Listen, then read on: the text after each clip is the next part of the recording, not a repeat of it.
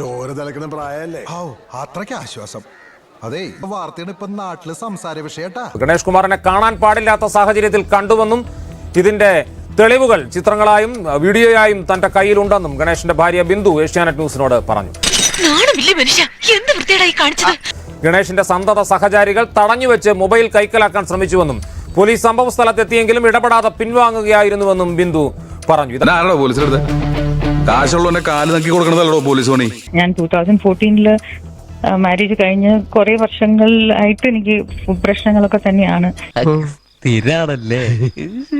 അവിടെ പോയി ഞാൻ വാതിൽ തുറന്നു. ശാന്തൻ എന്ന് പറയുന്ന ഡ്രൈവർ ആയിരുന്നു. ഞാൻ ഉള്ളിലേക്ക് ചാടി ഓടി കയറി ബെഡ്റൂമിൽ പോയി കണ്ട്. എനിക്ക് ഐ കനോട്ട് എക്സ്പ്ലെയിൻ ഞാൻ എന്ത് കണ്ടു. മോശത്തിനെക്കാട്ടും പറഞ്ഞാൽ അറിയാത്ത എന്റെ I have all the pictures. ഈ അവഹിതം എന്ന് പറയുന്നത് ഉണക്കമീൻ പോലെയാടി. നാട് മൊത്തം അറിയാലും നമുക്ക് നല്ല രുചിയായിരിക്കും. ഫോട്ടോസ് എല്ലാം ഉണ്ട് എന്റെ കയ്യില്.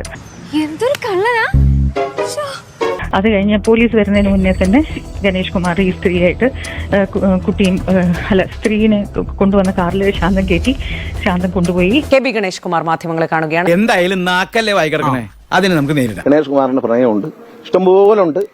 എടോ, എനിക്കിത് പൊത്തരിയൊന്നുമല്ല, അത്ര നല്ല മനസ്സും എനിക്കില്ല.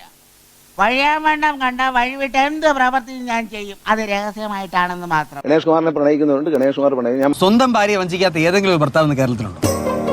പ്രണയം ഒരു കുറ്റമല്ല, നിങ്ങളിൽ എല്ലാവർക്കും പ്രണയമുണ്ട്. കനകം മൂലം കാമിനി മൂലം തടിയും കേടായി ഭാവിയും വടിയായി